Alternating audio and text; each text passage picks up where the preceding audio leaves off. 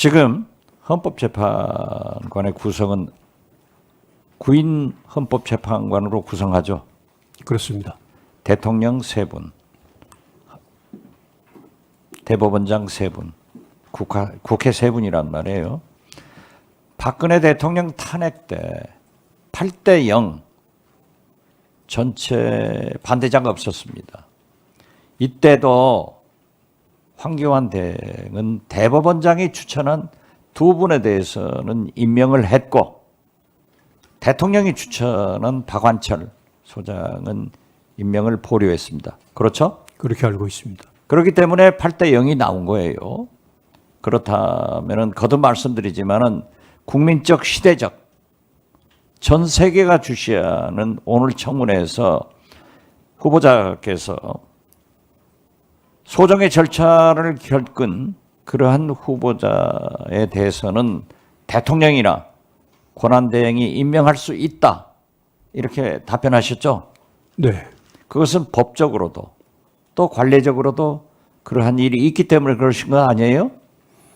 그렇게 생각하고 있습니다. 예. 이걸 우리 국민들이 오늘 후보자의 답변을 통해서 크게 인식하시리라고 믿습니다. 다음은 박성훈 국민의힘 의원의 차례이지만 역시 불참하고 있습니다. 거듭 빨리 참석하시라고 독촉을 하고 유감을 표시합니다. 김종민 의원님이 질문하겠습니다. 김종민 의원님은 현재 무소속으로 전 언론인 출신이기 때문에 우리 후보자님 굉장히 예리한 질문을 하실 거예요. 그 김종민 의원만 쳐다보지 마시고 저도 한번 쳐다보세요. 알겠습니다. 답변 잘 하셔야 됩니다. 알겠습니다. 예, 김종민 의원님 부탁합니다. 위원장님이 또 시작부터 이렇게 부담을 주셔가지고 좀 일반적인 질문으로 한번 시작을 해보겠습니다. 그 지금 우리 후보자께서 이 마이크 나오나요? 아, 네, 나와요. 예. 후보자께서 이제 탄핵과 관련된 헌법재판을 앞두고 있으니까 후보 그 재판관이 되면 그 탄핵 심판에 임해야 되니까 발언을 좀 신중하게 하시려고 하잖아요. 네.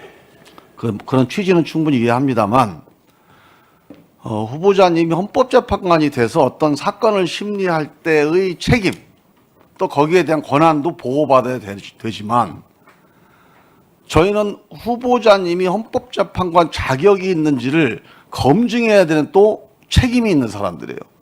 국회의 책임도 있는 겁니다. 그 국회의 책임과 권한도 존중을 해주셔야 돼요. 중요한 문제 답변 안 하시면 검증 어떻게 합니까? 그럼 이걸 뭐하러 이렇게 공개 회의를 뭐하러 해요? 저는 그 후보자님의 그런 취지와 제가 말씀드린 이런 국회의 임무와 권한 이 두 가지를 조화시키는 방법이 있다고 봅니다. 그 원칙이 구체적인 사실관계에 대한 재판에 영향을 미칠 만한 사실관계에 대한 판단은 저는 뭐 보류하거나 유보하는 것에 대해 이해를 합니다. 하지만 비록 이번 사건과 관련돼 있다 하더라도 기본적인 원칙에 대한 것, 기준에 대한 것, 이 판단은 적극적으로 해주셔야 돼요. 그래야지 저분이 헌법재판관이 되면 판결을 잘 하겠구나 이 판단을 할 수 있지 않겠습니까? 그 점을 좀 유념하셔서 답변할 때 그냥 양해만 구하지 마시고 조금 더 적극적으로 답변을 해주시기 바랍니다. 저는 이번 12.3 계엄이 엄청나게 큰 사건이라고 생각을 하는데요. 그 이유는 민주공화국이 가지고 있는 사회적 자산을 결정적으로 흔들어 버린 겁니다. 민주공화국은 뭐냐? 법치주의 아닙니까? 법치주의. 그래서 법에 의하지 않고는 민주적 제도와 절차에 의하지 않고는 흔들리지 않는다. 즉 사회의 예측 가능성에 대한 사회 내부 구성원들과 국제사회의 신뢰, 이 사회적 자산이 민주공화국을 선진국으로 만든 가장 큰 핵심 요인이거든요. 이걸 흔들어 버렸어요. 우리 국민들이 40여 년 만에 이런 일이 있을 수 있다는 걸 경험을 했어요. 이런 일상이 파괴되고 우리의 생명, 신체가 위협받을 수 있다. 엄청난 트라우마고 사건입니다. 대외적으로도 보통 우리 정치학 교과서가 있는데 정치학 교과서를 다시 써야 됩니다. 보통 1인당 국민소득이 2만 불 이상이다. 그러면 헌정 시스템에 의하지 않고 어떤 돌발적인 군사정변에 의해서 민주적 시스템이 침해받지 않는다. 이런 나름대로 규범이 있습니다. 이론적인 합의가 있어요. 평화적 정권 교체가 복수로 2번, 3번 이상 되면 그 나라는 쿠데타나 그런 비헌법적인 방식의 정치 교체는 없다. 뭐 이런 식의 정치적 합의가 있습니다. 이게 다 무너져 버렸어요. 그래서 아마 정치학 교과서 수정해야 될 것 같아요.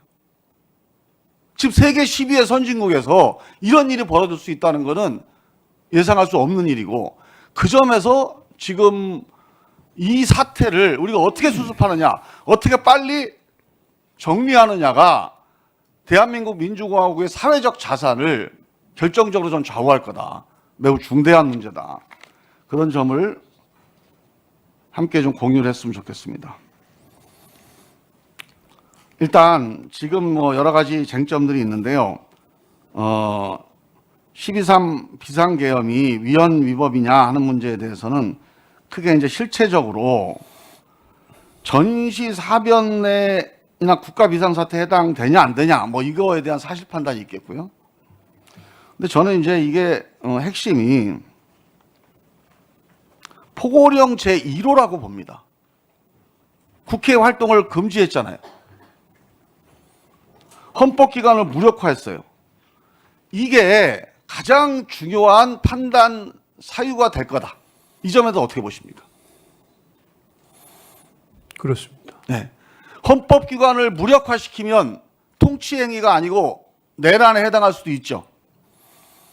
그 점이 가장 중요한 예. 뭐 실체 조건 판단과 관련해서 가장 중요한 판단 그러니까요. 중에 하나가 될 그 걸로 판단 내용이 헌법기관을 무력화시켰느냐 아니냐가 기준이 되는 거 아니겠습니까? 그렇게 네. 이해하고 있습니다. 지금 윤석열 대통령은 통치행위라고 주장을 해요.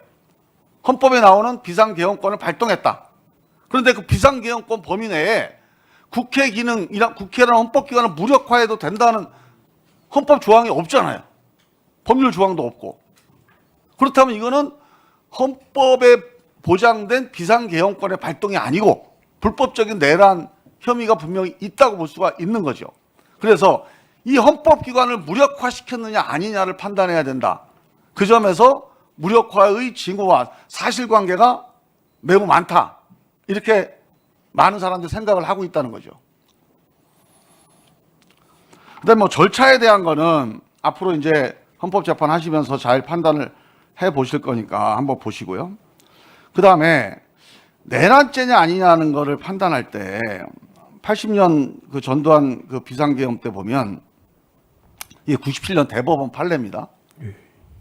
국헌문란 목적으로 비상계엄이 이용되는 경우, 그러니까 그 비상계엄을 통해서 뭐 폭동이 규모가 얼마나 됐냐, 사람이 얼마나 사상을 했느냐 하는 문제는 좀 다른 문제고, 일단 국헌문란 목적의 수단으로 이용되는 경우에는 내란에 해당한다. 이게 대법원 판례입니다. 그렇게 알고 있습니다. 맞습니까? 예. 그렇다면 이번 경우에도 국헌문란의 목적이 있었다면 이게 폭동의 범위나 규모 네, 1분 더 드리겠습니다. 또 사상의 정도와 관계없이 내란에 대한 판단을 구해볼 수 있지 않을까, 저는 그렇게 보는데 어떻게 보세요?